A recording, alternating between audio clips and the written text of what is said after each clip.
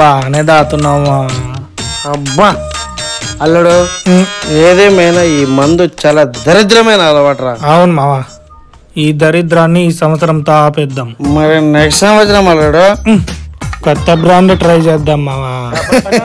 నువ్వు సూపర్ అల్లుడు, సూపర్.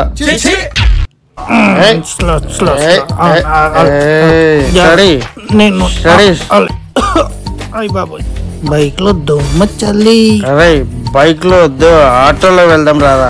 లేదు, బైక్ లోనే వెళ్తాను. వెళ్దా రే వద్దురా, నా మాట రా, వద్దురా రే.